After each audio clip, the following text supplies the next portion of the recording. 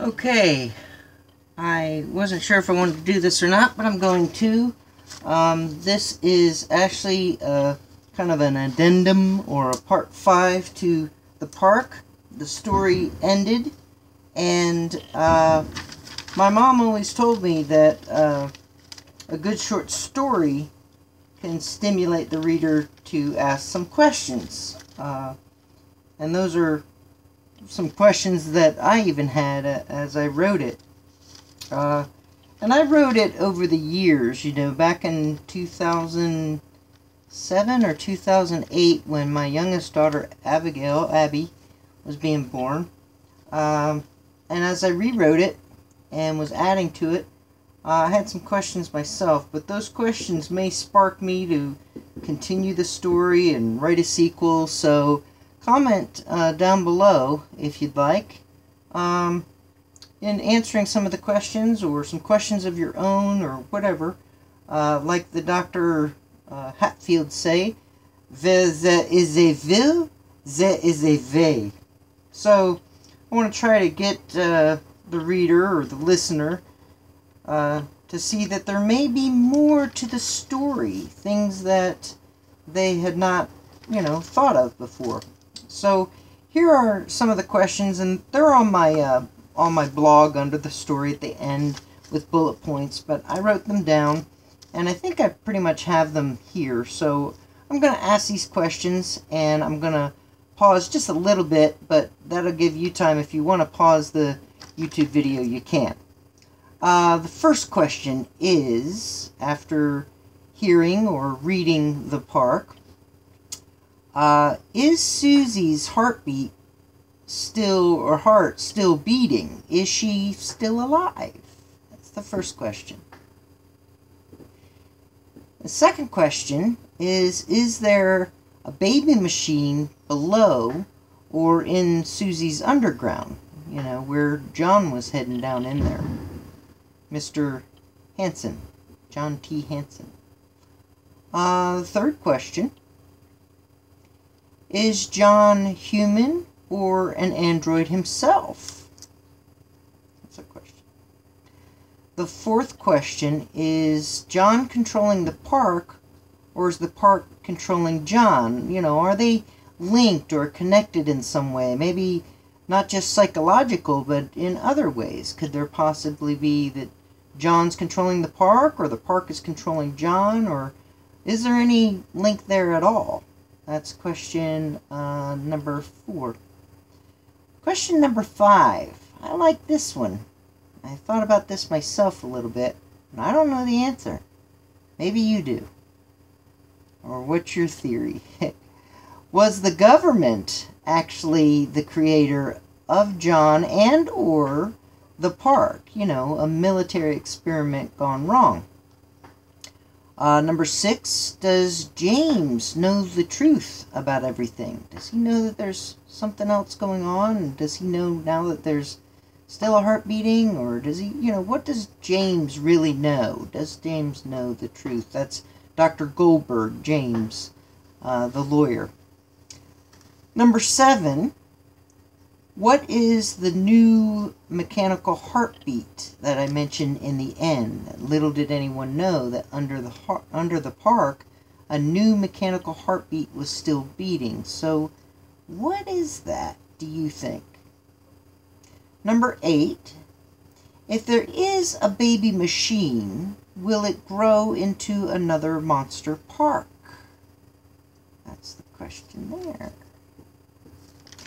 Number 9, do the boys realize that the park, Susie, is actually alive, or do they just think that what they encounter is all done by, high-tech machinery or computers or something real modern? Question 10, is there something from the lake of goo still alive in the boys' system? And expanding that question a little bit more, it just came to my mind, if there is, what does it do to the boys? I alluded to in the story that they could heal very quickly, even when they were burned with hot oil. Remember, it didn't blister. It started to, and then it healed itself. So, is there something going on there? Is there something from the lake of goo still alive in the boy's system? Number 11. Is John or Susie an alien from another planet? Remember, he says, a few things. John says a few things that allude to maybe they're John and or Susie, could be maybe aliens or something from another planet. There's something there, I think. Number 12. Will the military return to find the boys on the water slides? Number 13. Will the men, the lawyer and the 3 men, discover the boys? Or will they, not discover the boys? Let's see too much there. And I think this is the last question. I mean, there could be lots more, and just put some in the comments if you have some. Will the men even make it out of the park?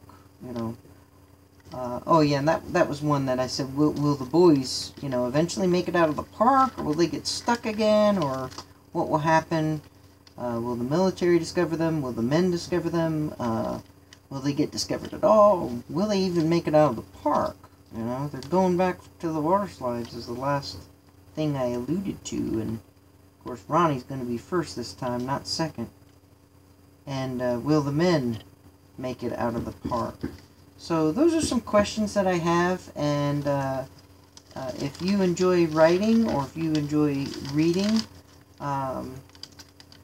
don't be afraid, man. Go for it. I'm finally really pulling things together at different times in my life. I've done that, but I'm doing it now. My son Alex, who died last year this time, he died, I call it promoted to glory, because he went to be with Jesus, is what I believe, because of his faith in Christ. 7/7/16, July the 7th, 2016. It's July the 4th. You can hear fireworks in the background, and I miss him deeply. But one thing he said to me the week before he died was